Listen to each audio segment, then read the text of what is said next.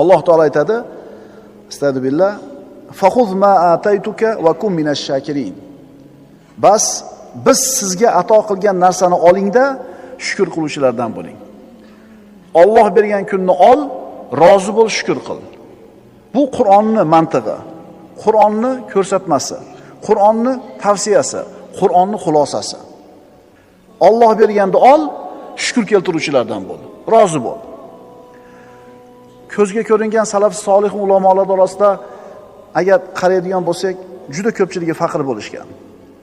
Hashamatli uylari, qimmatbaho bir ot ulovlari, dunyo matohi xizmatkorlari bo'lmagan. Lekin shunaqa faqirona hayot kechirishgan bo'lsa ham, ular o'zlarining hayotini saodatli kechirishdi. Nima sabab? Chunki hozir biz aytayotgandek kunidan rozi edi ular. Ularni hayot haqidagi o'lchov tushunchalari to'g'ri edi. Shuning uchun ular baxtli bo'lishdi. Chunki ular o'zlarini Alloh bergan iqtidorlarini to'g'ri yo'lga yo'naltirishdi. Shuning uchun ularning umrlari ham, vaqtlari ham barakotli bo'ldi, shuning uchun saodatli bo'lishdi. Imom Navaviy 45 yil yashagan. Qoldirib ketgan ilmini qarang. Imom Shofiy 52 ga kirib o'tgan. Qoldirib ketgan ilmini qarang. Imom Buxoriy 63 yil yashagan. Qoldirib ketgan ilmini qarang. Bular Alloh bergan kunidan rozi edi va Alloh ularga bergan iqtidorni o'zini o'rniga ishlatishgan edi. Ularda o'tganiga necha yuz yillar, necha asrlar o'tgan bo'lsa ham, ismini zikr qilganimizda Alloh rahmat qilsin deb yaxshilik bilan eslayapmiz. Endi shularda asnosida, shular yashagan davrda qancha podshohlar, qancha badavlat odamlar yashadi. Ularning o'lchov tushunchasi dunyo edi. Ularni hech kim eslamadi.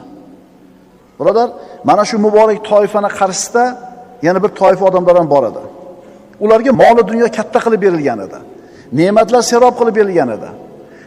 Ammo mana shu ularning qo'lidagi katta dunyolari ularni baxtsiz bo'lishiga sabab bo'ldi.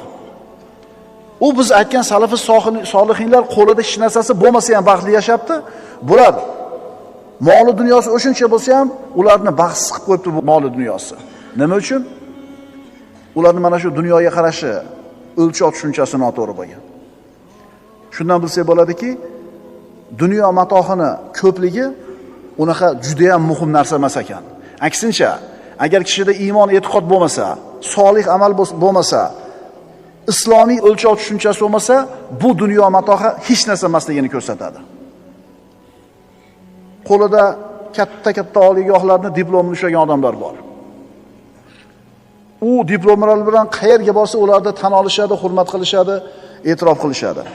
Ammo ularning qo'lidagi bu diplomlari ta'siri ham, o'zi ham arzimas.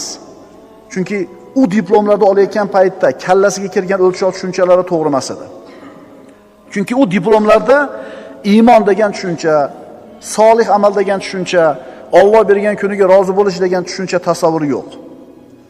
Yana unaqa ilmi ko'p bo'lmagan odamlar bor, katta diplomi ham yo'q, lekin bilgan ozgina ilmini odamlarga foyda yetkazishlikka ishlatishdi.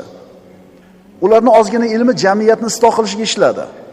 O'zlarini ozgina ilmini ser-suv daryoga aylantirishga oldi.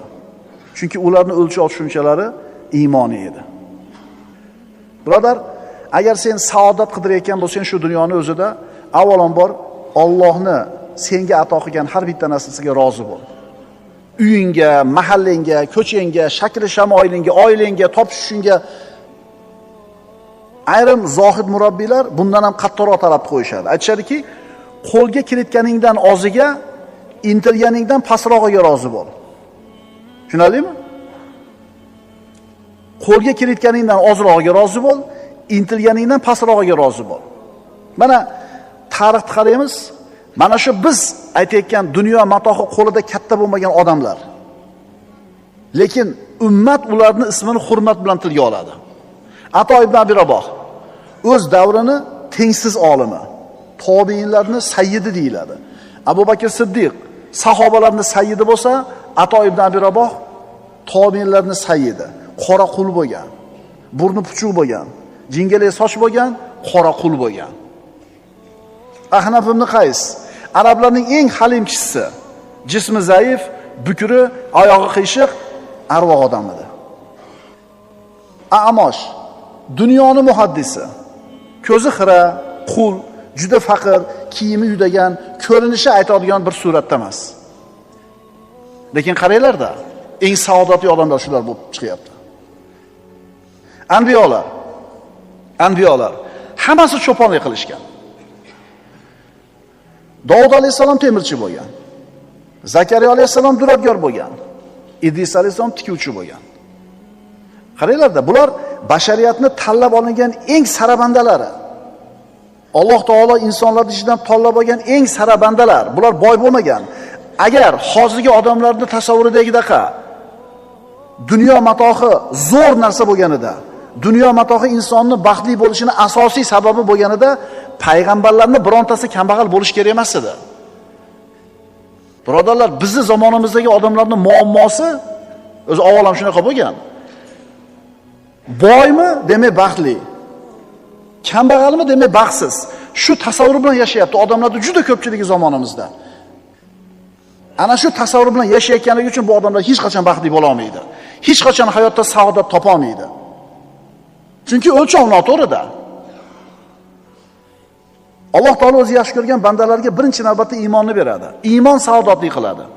Solih amal saodatli qiladi. To'g'ri o'lchov tushuncha saodatli qiladi. Ha, hech kim boy bo'lma demayapti. Hech kim senga kambag'al bo'l demayapti. Lekin u boy kambag'allik maqsad emas. U taqdir.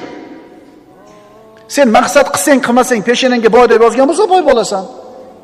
Maqsad qilsang, qilmasang, kambag'al deb yozgan bo'lsa kambag'al bo'lasan. Bu taqdir. Buni rozi bo'lib qabul qilish kerak, bo'ldi. Demak, birodar, seni qadr-qiymating, iqtidoring, solih amaling bilan, jamiyatga foydang bilan, axloqing bilan bo'ladi. Seni qadringni shu narsalar ko'taradi, seni mana shu narsalar salohiyatli, saodatli hayot kechirishingga sabab bo'ladi.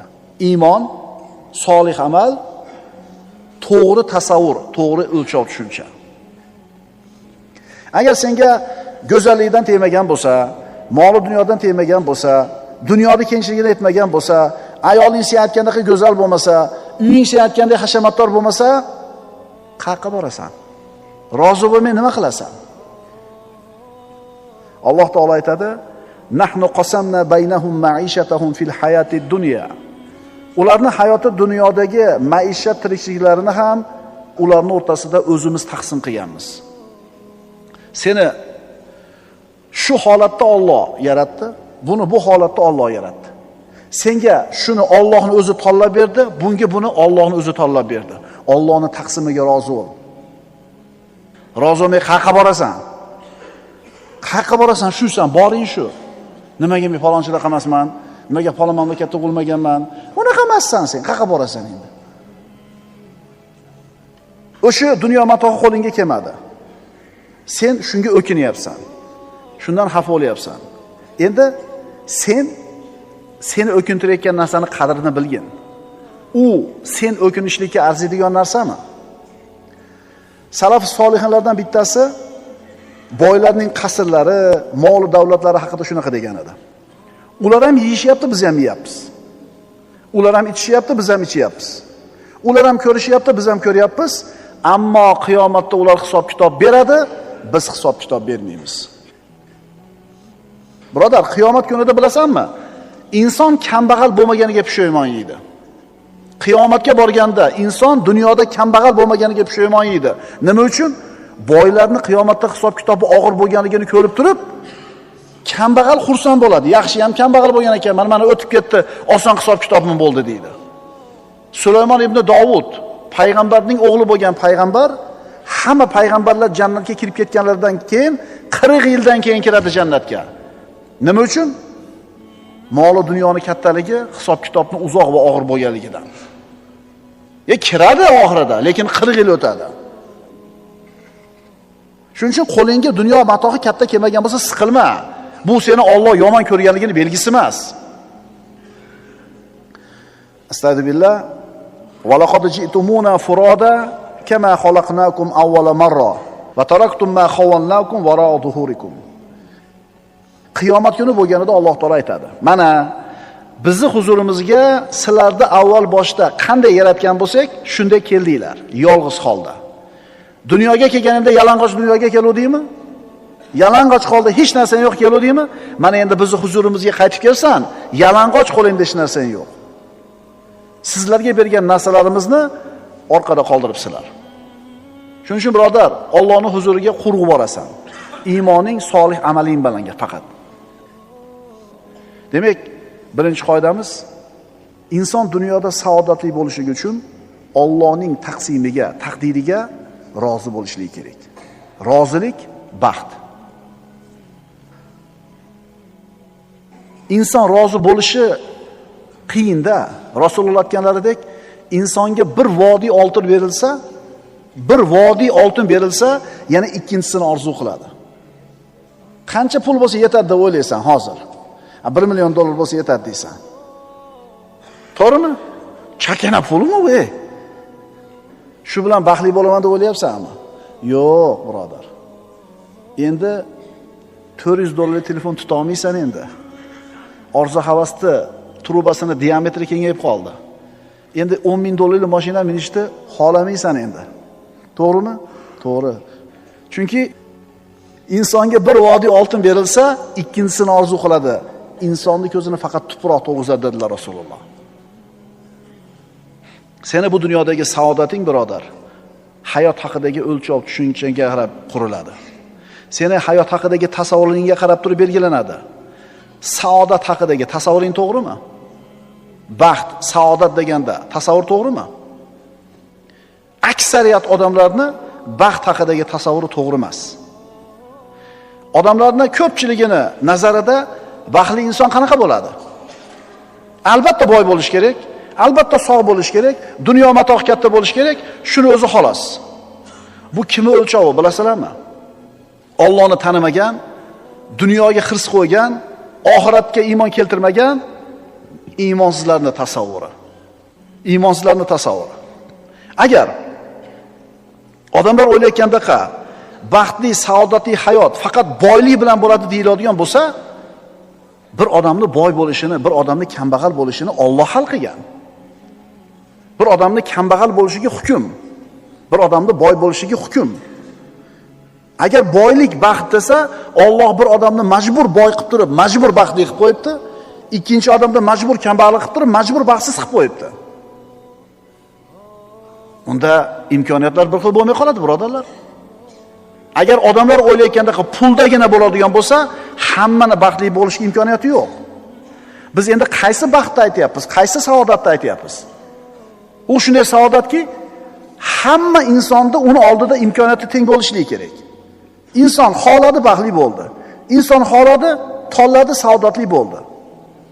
Bu erkakmi, ayolmi, boymi, kambag'almi, oqmi, qorami, olimmi, omimi, qaysi zamon, qaysi makonda yashashini farqi yo'q. O'zi xohlasanglar baxtli bo'lishligi kerak. Biz shu baxtni aytyapmiz. Baxtli bo'lishni xohlaysizmi? Xohlaysiz. Qanaqa qilib baxtli bo'lasiz? O'lchov tushunchangizni to'g'rilang.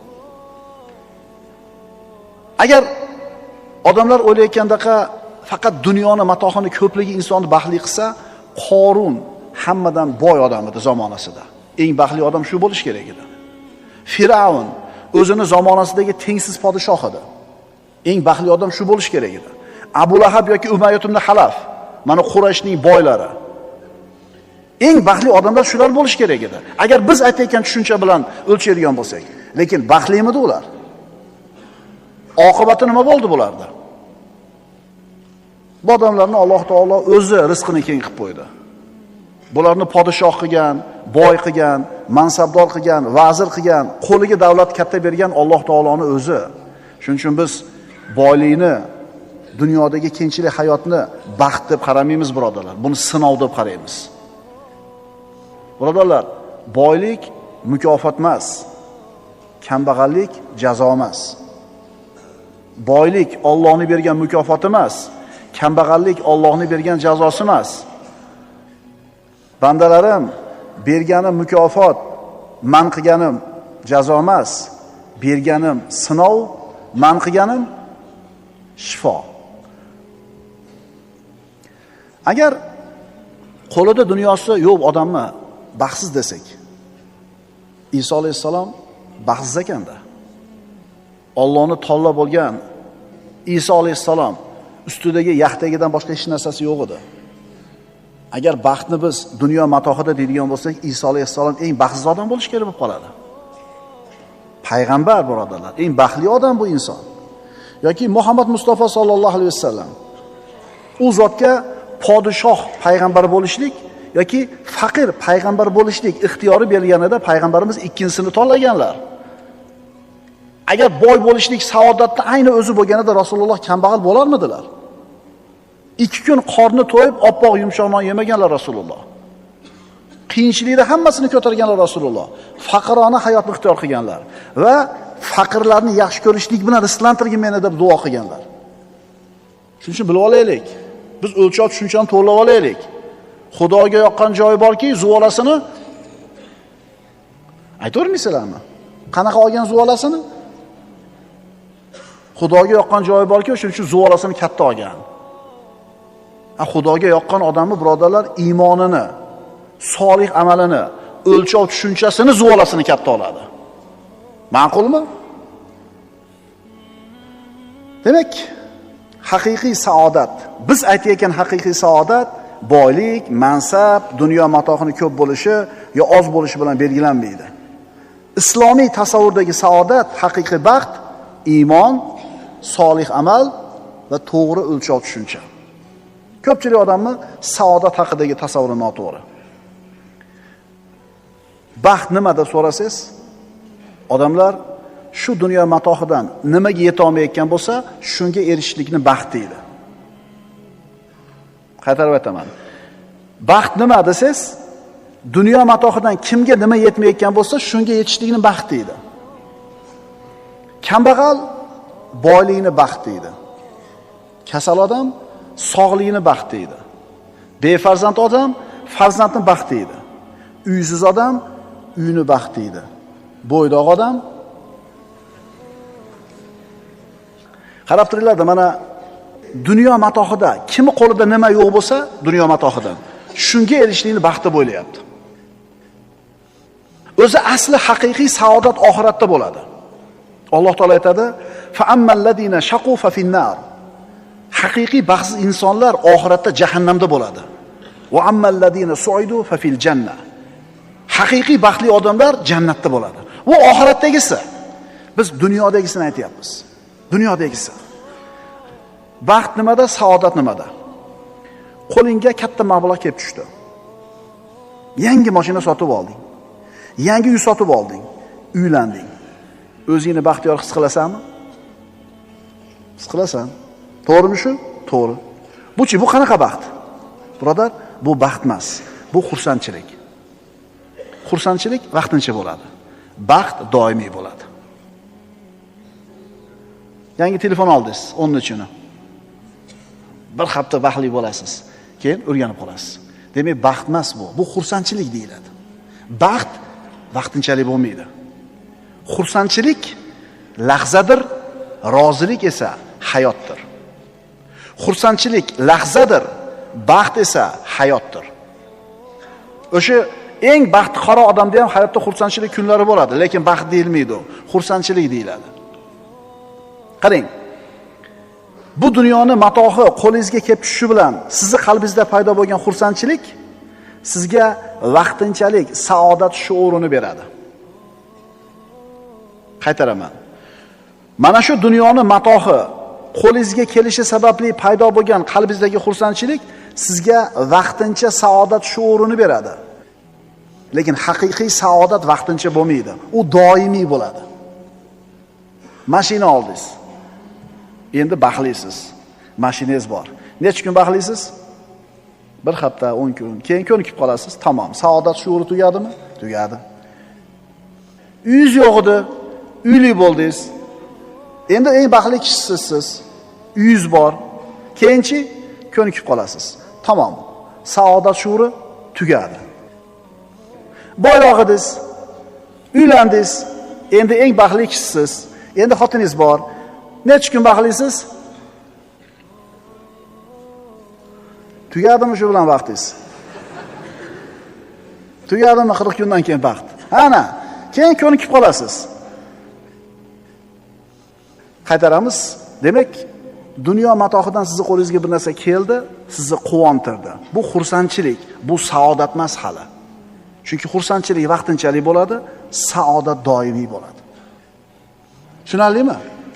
Mana doim sizni xursand qiladigan narsa nima? Doim u bilan quvonib yurasiz, xursand bo'lib. Namozingiz. Ertaman turasiz, la ilaha illalloh Muhammad rasululloh deysiz, quvonasiz. Biz bundan zerikmi? Demak, mana shu baxt. Tushunarlimi?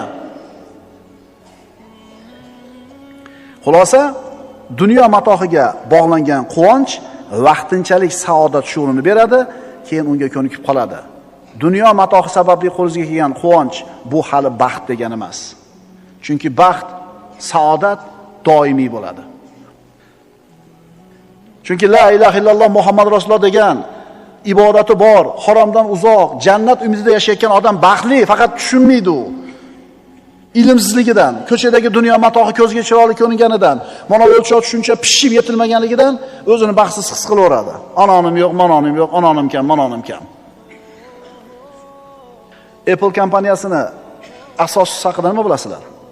Dunyo matohida cho'qqiga yetgan, biznes olamida eng katta cho'qqilarni zabt qilgan Steve Jobs haqida o'qib beraman. 56 yoshida vafot etgan. Apple kompaniyasining asoschisi. O'zini zamonasidagi eng peshqadam biznesmen.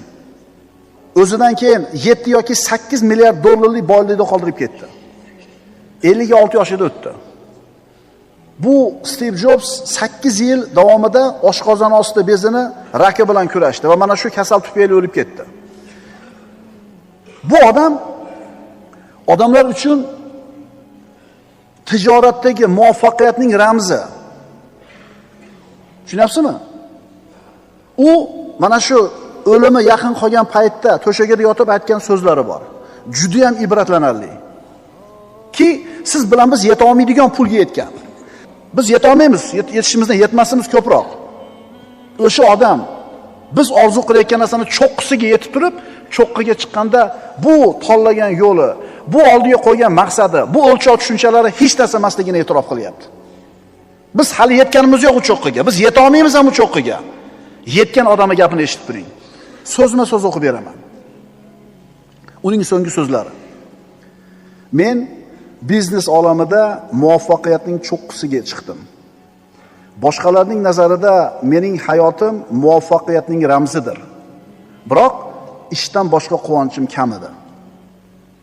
Oxir-oqibat boylik men o'rganib qolgan haqiqat edi xolos. Hozir to'shakda yotib butun umrimni eslarkanman. Menga yaqinlashib kelayotgan muqarrar o'lim oldida men ega bo'lgan hamma e'tibor va hamma boyliklar ma'nosiz ekanini va oliy ma'nodan mahrum ekanligini tushunyapman. Mashina haydash uchun siz kimnidir ishga yollashingiz mumkin. Odamlarni yollab siz uchun pul topishga ishlatishingiz mumkin.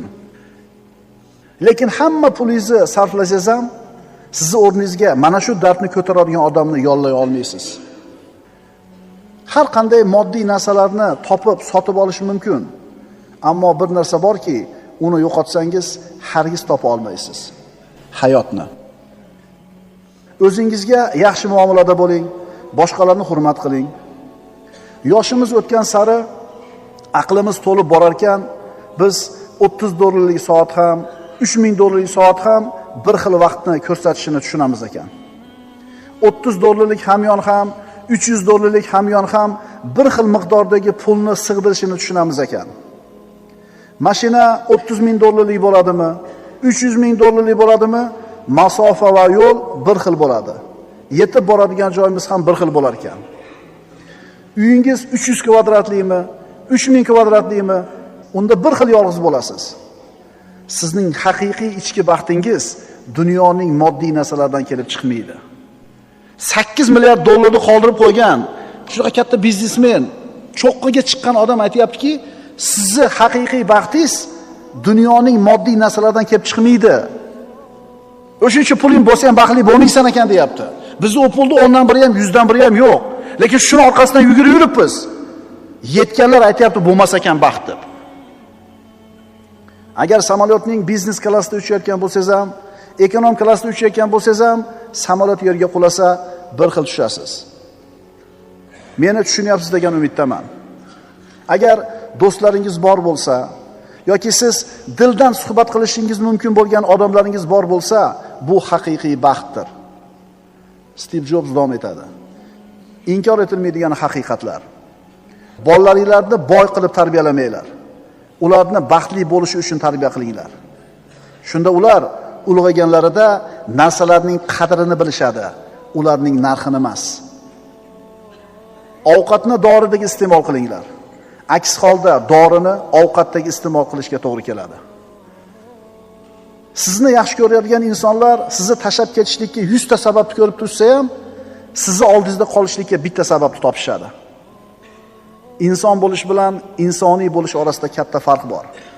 Agar siz tez ketishni xohlasangiz, yolg'iz yuring. Agar uzoqroqqa borishni xohlasangiz, do'stlaringiz bilan birga yuring. Dunyodagi eng yaxshi 6 ta tabib: quyosh nuri, dam olish, sport mashg'ulotlari, parhez, o'zingga ishonch, do'stlar. Stiv Jobsning so'zi tugadi. Odamlarni orzu qilgan narsalarni hammasiga erishgan odamning oxirgi so'zlari. Haqiqatan so'zlari to'g'ri, ma'noli, ta'sirli, ammo bitta narsa yetmayapti u nasihatda. Uni nasihatda bitta narsa yetishmayapti. Nima u? Allohga bo'lgan iymon gapirilmayapti. O'shuning uchun bu odam baxtsiz bo'ldi.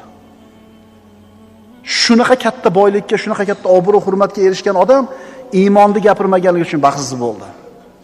Shuning uchun haqiqiy saodatning birinchi va asosiy muhim sababi nima? Allohga bo'lgan iymon, undan keyin solih amal, undan keyin o'lchov tushunchani to'g'ri bo'lishligi. Bu inson o'zini tutgan yo'lida sobit turdi, hamma mashaqqatlarni ko'tardi, maqsadiga yetdi, erishdi. Ammo umrining oxiriga kelganda qarovdi, tanlagan yo'li ham, oldiga qo'ygan maqsadi ham hech narsa emasligini tushundi. Qachon tushundi? O'lim peshanasiga kelib tekkanda. Muqarrar o'lim oldida meni intilgan, topgan narsalarim hech narsa emasligini endi tushundim, deyapti. Birodar, sen bilan menga unga berilgan boylik berilmaydi, berilmasligi mumkin. Odamlarning ko'pchiligi shu dunyo matohida yugurib yerib o'lib qolyaptimi? Ularga bu boylik, unga yetgan boylik 70 dan 70 ko'proq. Ammo o'sha narsaga erishgan odamni umrining oxirida aytayotgan gapiga e'tibor bergan. Sen bilan menda iymon bor. Sen bilan menda solih amal bor. Endi sen bilan menda o'lchov tushuncha to'g'ri bo'lsin. Chunki insonni saodatli qiladigan narsa dunyoda nima edi? O'lchov tushunchani to'g'ri bo'lishligi. Demak, saodat dunyo matohining ko'pligida emas. Bu masalada dinimiz bizga qanaqa ta'limotni beradi? Inson saodatli bo'lish uchun Allohning taqdiriga rozi bo'lish kerak. Hamma narsaga ega inson saodatli emas. Bor narsasiga qanoat qilgan inson saodatli. Hamma narsani qo'lga kiritgan odam baxtli emas. Bor narsasiga qanoat qilgan odam saodatli.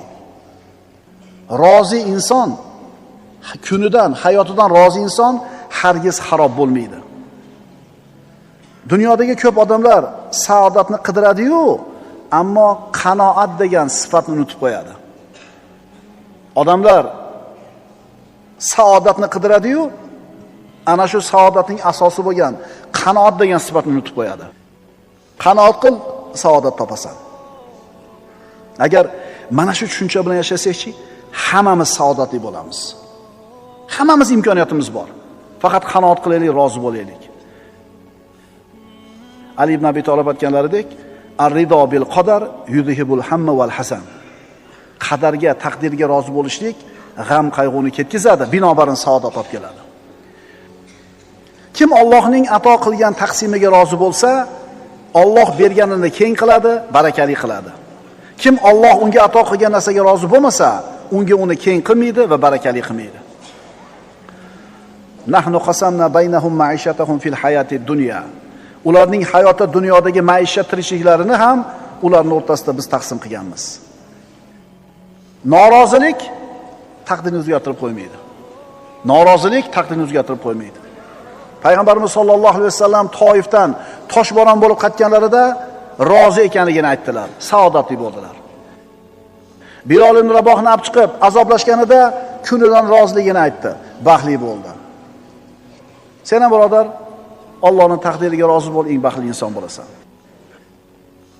Taqdiringga rozi bo'l degani hech narsa qilmasdan o'tiraver degani emas.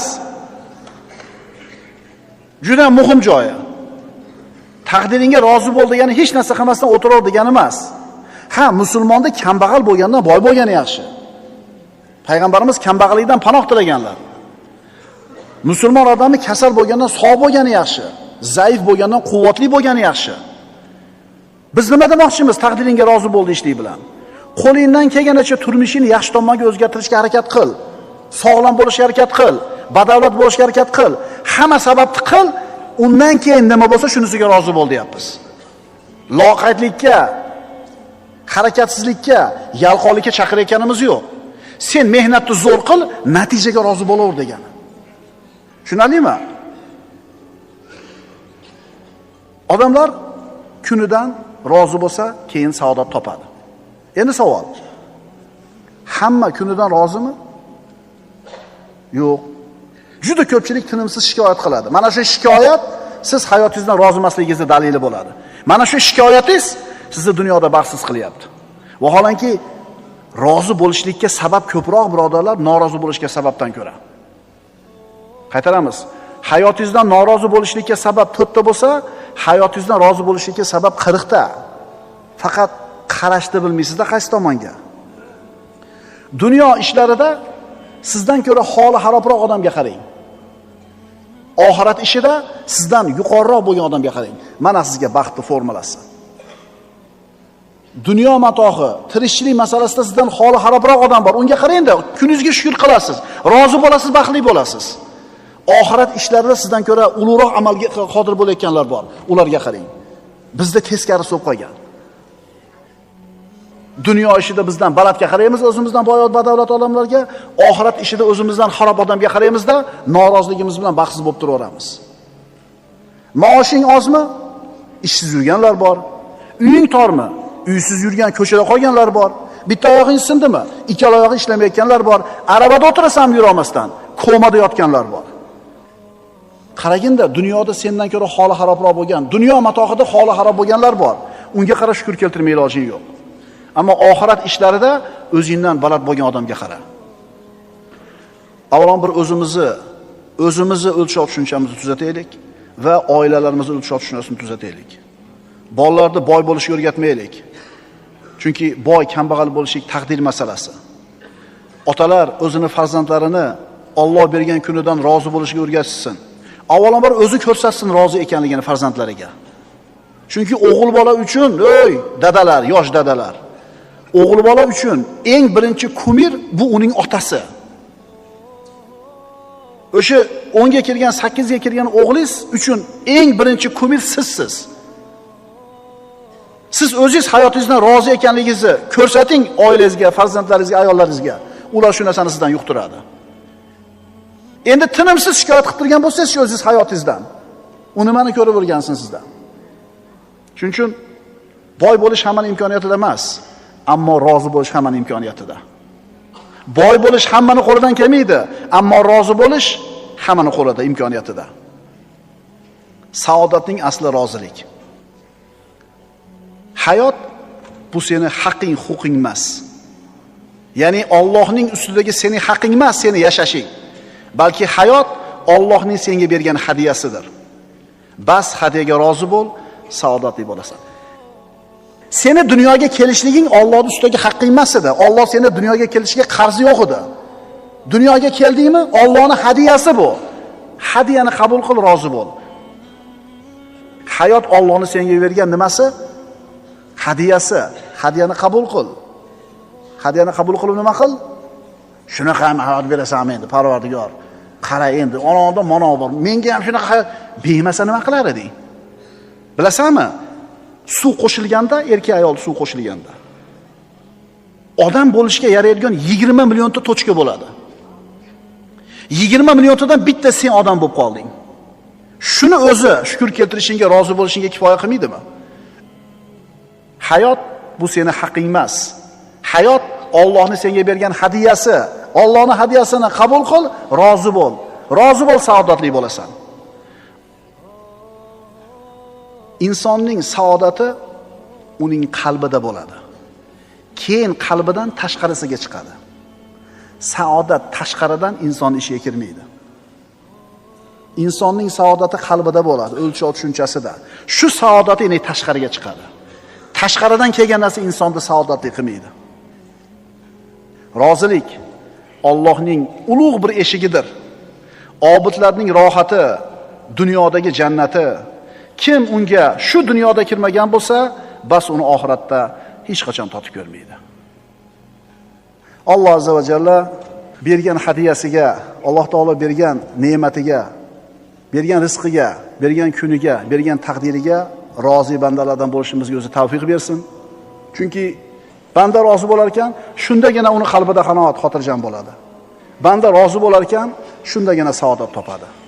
Aks holda insonning dunyosi har qancha ko'p bo'lsin, har qancha uzoq yashasin, har qancha sog' yashasin, bu uni baxtli bo'lishligining asosiy sababi emas.